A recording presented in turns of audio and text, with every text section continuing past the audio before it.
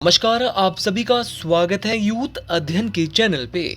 देखिए एक बार फिर से मैं आप सभी के बीच एसवीटेट नवंबर 2025 के लिए साइकोलॉजी का पार्ट 14 लेके आ चुका हूँ।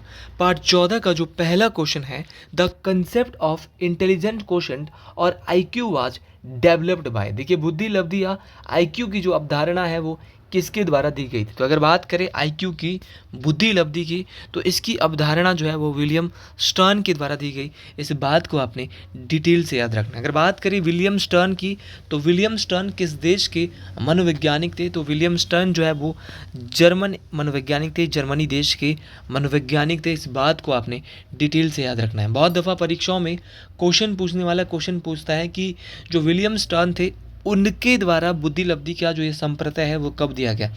तो बुद्धि लब्धि की जो अवधारणा है वो इनके द्वारा 1912 में दी गई। इस बात को आपने डिटेल से याद रखना है। इनके द्वारा एक फॉर्मूला बुद्धि लब्धि का दिया गया था, जो था आईक्यू बटे में मेंटल एज बटे में क्रोनोलॉजिकल एज, और गुना में यहाँ पे क्या था 100 जो दिया वो बाद में इसको संशोधित जो किया वो क्या था टर्मन के द्वारा। तो टर्मन ने आपके आईक्यू के फॉर्मूले को संशोधित किया, कब किया था 1916 में किया था। अगर आप भी एचबीटेट नवंबर की तैयारी कर रहे हो और हमारे साथ जुड़ना चाहते हो, हमसे हैंड रिटन नोट्स लेना चाहते हैं, तो आप 7876145409 इस नंबर पे कांटेक्ट करके हमसे इस बैच को परचेज कर सकते हैं। अच्छा दोस्तों, बात करें आपकी बुद्धि लब्धि शब्द को सबसे पहले किसने जो है वो उसका संप्रत्यय दिया था या इसका सबसे पहले प्रयोग किया था, वो विलियम स्टर्न साहब के द्वारा किया गया था। ये बात आपको डिटेल से याद रखना है। ये नंबर है, एक बार आप गलत ना करें, 7876145409। आप इस नंबर पे हमसे हैंड रिटन नोट्स को बाय कर सकते हैं। अच्छा दोस्तों, क्वेश्चन पूछने वाला क्वेश्चन पूछता है कि जो बुद्धि शब्द है, बुद्धि इंटेलिजेंस जो शब्द है वो कहाँ से आया। तो बुद्धि शब्द को सबसे पहले जो गढ़ा था वो फ्रांसिस गाल्टन साहब के द्वारा गढ़ा गया था। किसके द्वारा? फ्रांसिस गाल्टन ने गढ़ा था। ये भी आपको डिटेल से याद रखना है। यहाँ पे नाम दिया है आपका विनय। अगर विनय की बात करें तो विनय के द्वारा पहला बुद्धि परीक्षण किया गया था। तो फर्स्ट इंटेलिजेंस टेस्ट किसके द्वारा किया गया था? तो फर्स्ट इंटेलिजेंस जो टेस्ट है वो किसने किया था? तो वो किया था आपका अल्फ्रेड विनय ने। विनय और साइमन ने मिलकर किया था। ये बात आपको डिटेल से याद रखना है। ये क्वेश्चन भी बहुत ज़्यादा इंपॉर्टेंट है। देखिए विनय की बात करो तो विनय के द्वारा बुद्धि का यूनिफैक्टर थ्योरी, यूनिफैक्टर बोले तो बुद्धि का एक कारक सिद्धांत किस मनोवैज्ञानिक के द्वारा दिया गया होगा? तो बुद्धि का जो एक कारक सिद्धांत है वो विनय साहब के द्वारा दिया गया। ये बात आपको डिटेल से याद रखनी है। तो इस क्वेश्चन से इतना ही पढ़ते हैं, चलते हैं अगले क्वेश्चन की ओर। अगला क्वेश्चन भी मोस्ट इंपॉर्टेंट रहने वाला है। तो अगला क्वेश्चन है कि which of the following Greek philosopher believed that knowledge is acquired through. तो निम्न में से किस ग्रीक दार्शनिक ने कहा कि ज्ञान अधिगम और अनुभव के द्वारा अर्जित किया जाता है? कि जो ज्ञान होता है वो अधिगम और अनुभव होगा, आपका लर्निंग होगी, आपका अधिगम होगा, आपका एक्सपीरियंस होगा। तो इन दोनों चीज़ों से इसको अर्जित किया जाएगा। तो ये किस ग्रीक दार्शनिक ने कहा था?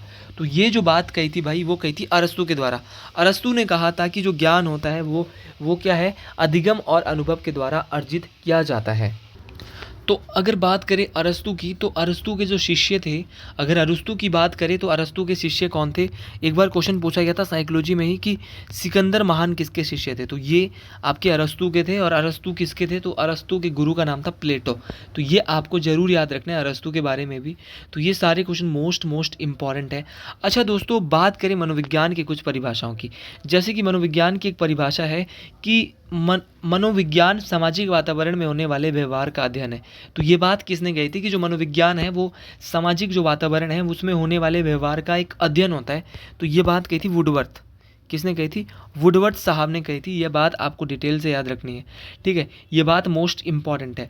अच्छा, एक बात और कही थी, ये परिभाषा थी कि मनोविज्ञान आचरण व व्यवहार का यथार्थ विज्ञान है।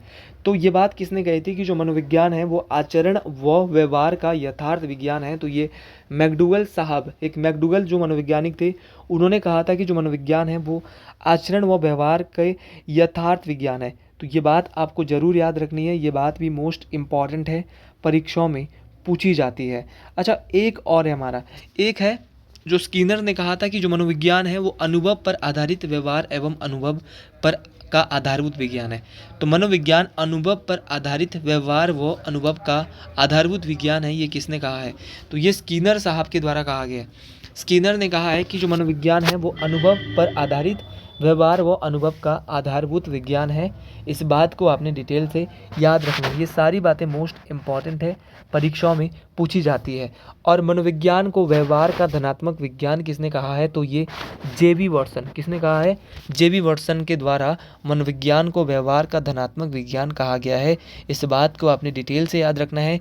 ये सारी परिभाषा देखिए इंपॉर्टेंट है, परीक्षाओं में पूछी जाती है। लास्ट टाइम एक पेपर हुआ था, उसमें क्वेश्चन पूछा था कि मनोविज्ञान मानव एवं पशु व्यवहार का विज्ञान है। तो ये किसने कहा था कि जो मनोविज्ञान है वो मानव एवं पशु के व्यवहार का विज्ञान है? तो ये कहा था मॉर्गन, एक मॉर्गन मनोवैज्ञानिक इन्होंने कहा था। और एक और थी इसकी, एक है मनोविज्ञान मानव व्यवहार एवं मानव संबंधों का अध्ययन है, ये कहा था क्रो एंड क्रो ने। तो ये सारी बातें आपको डिटेल से याद रखनी है। तो चलिए इस क्वेश्चन से इतना ही देखते हैं, परिभाषाएं अगर पूछी जाएगी। और किस ग्रीक दार्शनिक ने कहा था कि ज्ञान अधिगम और अनुभव के द्वारा अर्जित किया जाता है? तो ये कहा था एरिस्टोटल ने। अगला क्वेश्चन है, हु इन्वेंटेड इंट्रोस्पेक्शन मेथड? अंतर्दर्शन विधि का प्रतिपादन किसने किया? तो अगर बात करें अंतर्दर्शन विधि के प्रतिपादन की, तो ये किया गया था विलियम वुंट के द्वारा। अच्छा, ऑप्शन बी के साथ हम यहाँ पे सर जाने वाले हैं, विलियम वुंट बिल्कुल सही हो जाएगा। विलियम वुंट किस देश के मनोवैज्ञानिक है? तो विलियम वुंट एक जर्मन मनोवैज्ञानिक है, ये भी आपको डिटेल से याद रखना है। फिर क्वेश्चन पूछने वाला क्वेश्चन ये पूछेगा कि जो आपके विलियम वुंट साहब है, इनके द्वारा क्या खोला गया था दुनिया के अंदर सबसे पहले, जो इनको फादर ऑफ इंट्रोस्पेक्शन मेथड कहा जाता है? देखिए, अगर मैं बात करूं आपकी विलियम वुंट साहब की, तो इनके द्वारा 1879 में बहुत बड़ा काम किया गया था। इन्होंने मनोविज्ञान की पहली प्रयोगशाला खोली थी। और इनकी जो मनोविज्ञान की जो पहली प्रयोगशाला है वो 1879 में जर्मनी के लिप्जिंग में खोली गई। इसीलिए बहुत दफ़ा क्वेश्चन एक और आता है कि मनोविज्ञान में जो है वो आपका जो मनोविज्ञान है, इसमें जो आपका जो प्रयोगात्मक मनोविज्ञान का जनक कौन है? तो अगर दोस्तों बात करी प्रयोगात्मक मनोविज्ञान के जनक की, तो प्रयोगात्मक मनोविज्ञान के जो जनक है वो आपकी विलियम वुंट है। तो विलियम वुंट के बारे में ये भी आपको याद रखना है कि आपका प्रयोगात्मक मनोविज्ञान के जनक कौन है, ये भी विलियम वुंट है। ये बात आपको डिटेल से याद रखना है।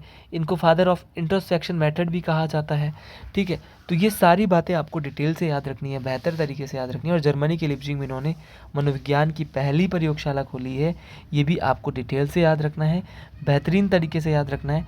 और इनका जन्म भी जर्मनी में ही हुआ है, ये बात आपको डिटेल से याद रखनी है। अगला क्वेश्चन है कि मानसिक क्षमताओं के विकास को क्या कहा जाता है? The development of mental ability is known as. तो जो डेवलपमेंट ऑफ मेंटल एबिलिटी होती है, मानसिक क्षमताओं का जो विकास होता है, उसको क्या कहते हैं? तो मानसिक क्षमताओं के विकास को जो कहते हैं वो कहते हैं आपका कॉग्निटिव डेवलपमेंट, मतलब कि संज्ञानात्मक विकास।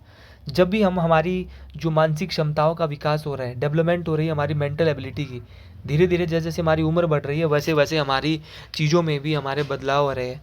तो याद रखना, मेंटल एबिलिटी जो होती है भैया, आपको डिटेल से याद रखनी है। ये संज्ञानात्मक विकास में आएगी। आप सभी लोग जानते हैं, इतने दिनों से पढ़ा रहा हूँ कि संज्ञानात्मक विकास का जो सिद्धांत है वो जीन पियाजे, जो कि स्विट्जरलैंड देश के मनोवैज्ञानिक है, इनके द्वारा जो है ये सिद्धांत दिया गया था। ये भी आपको डिटेल से याद रखना है दोस्तों, बेहतर तरीके से याद रखना है। और ये जब आप बेहतर तरीके से इन सभी बातों को याद रखोगे तो ये सारी चीज़ें आपको क्लियर होने वाली है, बेहतरीन तरीके से क्लियर होने वाली है। तो आप याद रखिए, संज्ञानात्मक विकास का सिद्धांत जीन पियाजे ने दिया था और इसको आगे 4 स्टेज में बांटा था। और इन चारों स्टेजों को हम पिछली कुछ वीडियोज़ में बहुत डिटेल से पढ़ चुके हैं, तो मैं दोबारा यहाँ पे बताना सोचूंगा नहीं।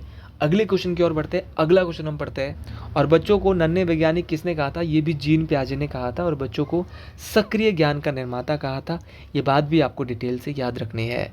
अगला क्वेश्चन बहुत ही आसान और बेहतरीन क्वेश्चन है कि बालक का किस वर्ष तक की आयु में मस्तिष्क विकसित होकर लगभग पूर्ण आकार प्राप्त कर लेता है? At what age does the child brain develop and attend almost full size? तो देखो 6 वर्ष तक, देखो 6 वर्ष तक का जब बालक हो जाता है तो 6 वर्ष तक की आयु में बालक का जो दिमाग है, मस्तिष्क है, वो लगभग पूर्ण आकार जो है वो प्राप्त कर लेता है। वैसे तो बचपन में ही कर लेता है, लेकिन यहाँ पे कम जो है वो 6 है। तो याद रखना, 6 वर्ष तक तो भाई कर ही लेगा, वो अपने दिमाग को क्या है वो बिल्कुल बना ही लेगा। तो ये यहाँ पे 6 वर्ष तक कर लेता है, इस बात को आपने डिटेल से याद रखना है। अब बात करें यहाँ पे बाल विकास की। देखिए, जब बच्चा छोटा होता है तो विकास की अवस्थाओं से गुजरता है। तो बाल विकास की 3 अवस्थाएँ होती है। सर 3 अवस्थाएँ कौन-कौन सी होती है? तो पहली अवस्था होती है इन्फेंसी स्टेज, जिसको कहा जाता है शैश अवस्था, जो कि जन्म से लेकर 5 वर्ष तक के बच्चों में होती है। जो जन्म से लेकर 5 वर्ष तक के बच्चों में होती है शैश अवस्था, जिसको कहा जाता है इन्फेंसी स्टेज। उसके अलावा होती है बाल्य अवस्था, जिसको बोलते हैं चाइल्डहुड स्टेज, जो कि 6 से 12 साल के बच्चों में होती है। तो 6 से 12 साल के बच्चों में होती है बाल्य अवस्था, जिसको कहते हैं चाइल्डहुड स्टेज। और फिर होती है तीसरे नंबर की किशोरावस्था, एडोलेसेंस, जो कि 12 से अधिक बच्चों में होती है। तो यहाँ से भी कुछ क्वेश्चन पूछे जाते हैं। जैसे कि क्वेश्चन ये पूछा जाता है कि जो बच्चे का जो विकास है वो कैसे होता है? तो हमेशा बच्चे का विकास निरंतर होता रहता है। और बच्चे की जो पहली अवस्था होती है वो होती है शैशव अवस्था, इन्फेंसी स्टेज मोस्ट इम्पॉर्टेंट है, जिसको जीवन की आधारशिला। और इसी अवस्था में मॉरलिटी का अभाव हमारे अंदर होता है, बच्चे के अंदर मॉरलिटी का अभाव होता है, वो होता है इन्फेंसी स्टेज में, जब बच्चा बहुत छोटा होता है तब होता है ये अभाव, है ना। और याद रखना, जब ये जो उम्र होती है ना शैश अवस्था 0 से 5, इसको खिलौने की आयु भी कहते हैं। खिलौने की मतलब टॉय वाली। बच्चा खिलौने के साथ बहुत ज़्यादा खेलता है इस एज में, है ना। बच्चा जो है देख कर सीखता है। शैश अवस्था में बच्चा क्या है कि दूसरों को देख कर सीखेगा, अनुकरण द्वारा सीखने की अवस्था। तो ये सारी बातें आपको डिटेल से याद रखनी है। दूसरी होती है बाल्य अवस्था, जो कि 6 से 12 साल के बच्चे में होती है। बाल्य अवस्था की बात करूँ तो इसको जीवन का अनोखा काल, यूनिक पीरियड ऑफ लाइफ कहा जाता है। और दूसरा आरंभिक स्कूल की आयु भी कहा जाता है। आरंभिक स्कूल की आयु भी चाइल्डहुड को ही कहा जाता है। और स्मार्ट एज कहते हैं सपूर्ति की अवस्था, बोले तो क्या बोलेंगे? Smart age. तो स्मार्ट एज भी पियाजे की इसी अवस्था को कहा जाता है। ये भी आपको डिटेल से याद रखना है। और बच्चे ना ऐसे ही ऊपर नीचे खेलते रहते हैं। वो किस अवस्था में खेलते हैं? इसको गंदी अवस्था भी इसीलिए कहते हैं, डर्टी एज। तो गंदी अवस्था बाल विकास की कौन सी अवस्था है? तो सेकंड स्टेज है, चाइल्डहुड स्टेज है। और इसी को गेम स्टेज भी कहते हैं, क्योंकि गेम स्टेज अवस्था भी कौन सी है? तो ये दूसरी अवस्था ही है बाल विकास की। और तीसरी है आपकी संग्रहण है। तो ये भी आपको डिटेल से याद रखना है। गैंगेज भी जो है वो दूसरी अवस्था को ही बोलते हैं। तो ये सारी बातें आपको डिटेल से याद रखनी है। तार्किक चिंतन, बच्चा जो तार्किक चिंतन कर लेता है वो 6 से 12 साल में करना शुरू कर देता है। बच्चा जब बाल्य अवस्था में होता है तो इस स्टेज में करना शुरू कर देता है। तो ये बात आपको डिटेल से याद रखना है। और एक काल एवं ब्रुश, तो काल एवं ब्रुश जो मनोवैज्ञानिक है उनके द्वारा बाल्य अवस्था को जीवन का अनोखा काल कहा गया है। तो जीवन का अनोखा काल बाल्य अवस्था को किसने कहा है? काल एवं ब्रुश ने कहा है। और रॉस जो है, रॉस मनोवैज्ञानिक है, उन्होंने क्या बोला है कि बाल्य अवस्था को मिथ्या परिपक्वता की काल कहा है। तो बाल्य अवस्था को मिथ्या परिपक्वता का काल किसने कहा है?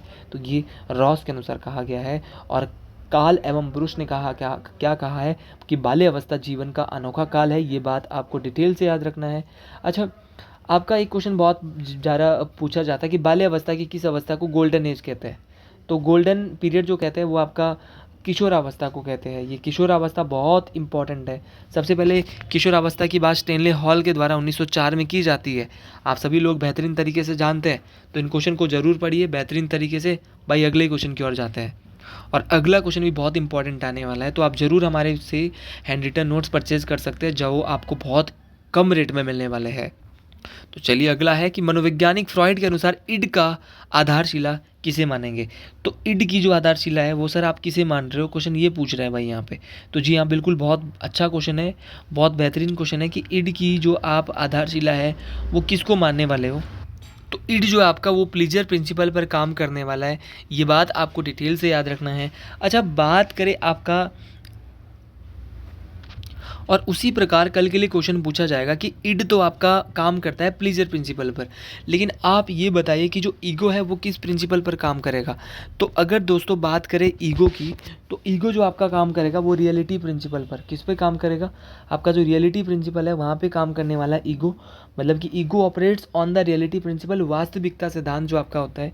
और अगर बात करें मॉरलिटी की, परा अहम की, तो परा अहम बात करता है आपका नैतिकता सिद्धांत पर। मतलब कि आपको मॉरलिटी प्रिंसिपल वो जो काम करेगा। तो तीनों याद रखने, इड ने काम किया आपका प्लेजर प्रिंसिपल पर, ईगो काम करेगा आपका वास्तविकता सिद्धांत बोले तो रियलिटी प्रिंसिपल पर, और आपका जो सुपर ईगो है वो काम करेगा किस पे? मॉरलिटी पर। तीनों देखो याद रखने आपको। सिगमंड फ्रॉइड की बात करें तो इनके द्वारा मनोविज्ञान में साइको एनालिसिस की थ्योरी है ना, मनोविश्लेषणवाद का सिद्धांत। तो मनोविश्लेषणवाद का सिद्धांत किसके द्वारा दिया गया? तो मनोविश्लेषणवाद का सिद्धांत जो है वो सिगमंड फ्रॉयड साहब के द्वारा दिया जाता है। ये बात आपको डिटेल से बेहतरीन तरीके से याद रखनी है कि सिगमंड फ्रॉयड साहब के द्वारा कौन सा सिद्धांत दिया जाता है। तो आपका इनके द्वारा जो सिद्धांत दिया जाता है वो दिया जाता है आपका मनोविश्लेषणवाद का सिद्धांत। साइको एनालिसिस की थ्योरी इनके द्वारा दी जाती है।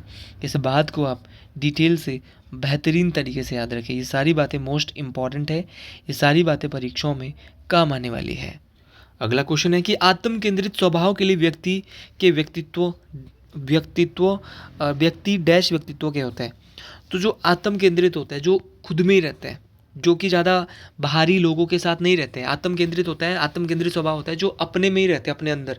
तो ऐसे लोगों को बोलते हैं अंतर्मुखी, इंट्रोवर्ट। लेकिन जो बहिर्मुखी होता है, जो जिनका सबके साथ बात करना जिनको पसंद होता है ना, जो सबके साथ लगे रहते हैं, उसको बोलते हैं एक्सट्रोवर्ट। एक्सट्रोवर्ट होता है जो सबसे बात करेगा, इसको कहते हैं बहिर्मुखी। लेकिन एक व्यक्ति होता है कि वो औरों के साथ बात भी करता है लेकिन उसको अपने आप में भी रहना पसंद है। मतलब कि दोनों होता है, मॉडरेट होता है कि लोगों के साथ भी बात कर लेगा, अपने आप में भी रहेगा। तो ऐसे व्यक्ति को बोलेंगे उभयमुखी, एम्बीवर्ट। तो तीनों आपको याद रखना है, एम्बीवर्ट, एक्सट्रोवर्ट और इंट्रोवर्ट। इंट्रोवर्ट होता है जो अपने आप में ही रहता है, एक्सट्रोवर्ट होता है जो सबके साथ बात करता है, सबके साथ बात कर लेगा। और तीसरा होता है एम्बीवर्ट। एम्बीवर्ट होता है जो भाई खुद से बात करते हैं, जो मतलब कि जो खुद से भी करता है और औरों से भी करता है। तो एम्बीवर्ट। इंट्रोवर्ट होता है जो अपने अंदर रहते हैं, अपने आप में रहते हैं। एक्सट्रोवर्ट सबसे करेंगे। तो इन तीनों बातों को आपने डिटेल से समझ लिया। तो चलिए जी अगले क्वेश्चन की और आगे बढ़ते हैं। अगला क्वेश्चन है कि विकास एक प्रक्रिया है। तो विकास एक कैसी प्रक्रिया है? तो विकास एक निरंतर चलने वाली प्रक्रिया है। और जब से लेकर बच्चा जन्म लेता है, जन्म से लेकर और मृत्यु तक निरंतर जीवन में विकास होता रहता है। और विकास की प्रक्रिया निरंतर चलने वाली, कंटिन्यूसली चलने वाली प्रक्रिया है। इस बात को आपने डिटेल से याद रखना है। चलिए जो ऑप्शन बी के साथ हम आगे चलेंगे, अगले क्वेश्चन की ओर बढ़ेंगे। अगला क्वेश्चन है कि लघुकालीन स्मृति कितने सेकंड के लिए सूचनाएं रह सकती है? भाई एक होता है शॉर्ट टर्म मेमोरी, एक होती है लॉन्ग टर्म मेमोरी, एक होती है दीर्घकालीन स्मृति, एक होती है लघुकालीन स्मृति। जो आपकी लघुकालीन स्मृति है वो हद से हद 15 से 30 सेकंड याद रख सकती है। तो शॉर्ट टर्म मेमोरीज का जो टाइम होता है, मैंने आपको इसको पहले भी पढ़ाया है, लेकिन आज मैं कुछ दूसरा ही क्वेश्चन पेपर लेके आया हूँ। तो इसका होता है 15 से 30 सेकंड। इसमें ना हम 15 से 30 सेकंड तक याद रख सकते हैं, ज़्यादा से ज़्यादा, इससे ज़्यादा याद नहीं रख सकते। लेकिन अगर बात करें दीर्घकालीन स्मृति, तो जब हम 30 सेकंड या काफ़ी समय तक या काफ़ी दिनों तक याद रख सकते हैं, तो उसको बोलते हैं लॉन्ग टर्म मेमोरी। ठीक है, ये बात आपको तीनों बातें याद रखनी है। एक शॉर्ट टर्म मेमोरी होती है, एक लॉन्ग टर्म। शॉर्ट टर्म होती है जो 15 से कुछ देर के लिए याद रखेगी, लेकिन जो लॉन्ग टर्म होगी वो काफ़ी समय के लिए याद रख लेगी भाई। तो ये आपको डिटेल से याद रखना। और यूट्यूब पे डेली लाइव आ रहा है, लाइव मैराथन। आज भी मैंने लाइव मैराथन डाला है, आप मेरे चैनल पे विजिट कर सकते हैं लाइव क्लासेस में। वहाँ मैंने मैराथन नंबर 1 27 तारीख का डाल चुका हूँ। तो अगर वो किसी ने नहीं देखा है तो प्लीज़ देखें। और कमेंट बॉक्स में अगर आपको भी मेरी वीडियो अच्छी लगती है ना यार, तो कमेंट बॉक्स में एक कमेंट जरूर लिख दिया करो, हर हर महादेव, ताकि एक नया जोश, नई उमंग आती है आपके कमेंट से, मतलब अलग पावर से आती है। तो आप जरूर लिख दिया करो हर हर महादेव कमेंट बॉक्स में, ताकि हमको लगे कि आप हमारी वीडियो का वेट करते हैं, इन वीडियो को पढ़ते हैं, तब जाके अच्छा लगेगा। अगला क्वेश्चन है, according to Erikson theory trust versus mistrust comes at age. तो जो एरिक्सन का जो सिद्धांत है उसमें जो विश्वास बनाम अविश्वास है वो किस अवस्था में आता है? तो ये एरिक्सन ने मनोसामाजिक विकास का सिद्धांत दिया था, जिसको कहते हैं आप साइको सोशल डेवलपमेंट की थ्योरी एरिक एरिक्सन ने दी थी। और एरिक एरिक्सन ने जो ये मनोसामाजिक विकास का सिद्धांत दिया था उसके 8 चरण बताए थे, है ना। 8 के 8 चरण में बात करने वाला हूँ, लेकिन सबसे पहले बात करते हैं पहले की। पहला था इनका विश्वास बनाम अविश्वास। तो विश्वास बनाम अविश्वास जो इनका था दोस्तों, इसमें इन्होंने कहा था, ये था आपका जन्म से लेकर 18 महीने तक के बच्चों में। तो ये आपका कहेंगे तो 0 से लेकर 1 वर्ष, यहाँ पे बिल्कुल सही है सर, क्योंकि 2 से 3 वर्ष नहीं होगा। तो पहली स्टेज थी हमारी 0 से लेकर 1 वर्ष, जिसमें कि जो बच्चा होता है वो अपनी ज़रूरतों के प्रति देखभाल करने वाले पर भरोसा करता है, मतलब उनसे ही सीखता है। जैसे माँ से बच्चा सीख रहा है, तो ये पहली अवस्था में ही बच्चा सीखेगा। अच्छा, एरिक्सन की जो दूसरी स्टेज है वो है ऑटोनॉमी बनाम शेम, जो कि 18 से 3 साल तक होती है, कल से पूछी जा सकती है दूसरी स्टेज। तीसरी स्टेज है पहल बनाम अपराध बोध, इनिशिएटिव वर्सेस गिल्ट। चौथा है उद्योग बनाम हिंता, जिसको इंडस्ट्री वर्सेस इन्फेरियरिटी कहती है। पांचवी अवस्था है जो कि किशोर अवस्था में भी होती है, पहचान बनाम भूमिका भ्रम। आइडेंटिटी वर्सेस रोल कन्फ्यूजन, तो याद रखना आइडेंटिटी वर्सेस रोल कन्फ्यूजन, ये आपको ज़रूर बेहतरीन तरीके से डिटेल से याद रखना है। दोस्तों आपको ये भी याद रखना है कि जो आपका 5वां है, आपको याद रखना है कौन सा है, आइडेंटिटी वर्सेस रोल कन्फ्यूजन है। 6ठे की बात करें तो आपका इंटीमेसी बनाम इसोलेशन। 7वां है जनात्मकता बनाम ठहराव। और 8वां जो है वो अखंडता बनाम निराशा, इंटीग्रिटी वर्सेस डिसअपियर। तो देखो ये सारे आपको याद रखने हैं, ये बहुत इंपॉर्टेंट है। एरिक एरिक्सन की बात करें तो वो एक बात में पहले जर्मन में इनका जन्म हुआ था, लेकिन बाद में ये अमेरिकी मनोवैज्ञानिक बन गए, है ना। तो ये बात आपको डिटेल से याद रखना है, मोस्ट इंपॉर्टेंट है, और इनके द्वारा दिया गया था मनोसामाजिक विकास का सिद्धांत। ये बात आपको डिटेल से बेहतरीन तरीके से याद रखनी है। अगला क्वेश्चन और आज का आखिरी क्वेश्चन की revival of past experiences is, कि विगत अनुभवों की पुनः जागृति को कहते हैं। देखो जो हमने पीछे याद कर रखा है विगत अनुभव, उसको क्या कहेंगे, तब दोबारा किसी चीज़ को आपको याद करना होगा, दोबारा से ही आपको याद कर रहे हैं। आपने मेरा क्वेश्चन एक पढ़ा, आपको याद नहीं हुआ, आप उसको दोबारा याद करने की कोशिश कर रहे हैं, तो क्या बोलेंगे उसको, रिकॉल कर रहे हैं भाई, क्या कर रहे हैं, रिकॉल कर रहे हैं, प्रत्यास्मरण इसको हिंदी भाषा में कहा जाता है। तो ऑप्शन डी के साथ, तो विगत जो आपके पुराने अनुभव है उनको जब आप याद करेंगे तो उसको क्या करेंगे, रिकॉल करेंगे, प्रत्यास्मरण करेंगे। दोस्तों तो आज के लिए इतना ही, बाकी मिलते हैं आपसे अगले वीडियो में।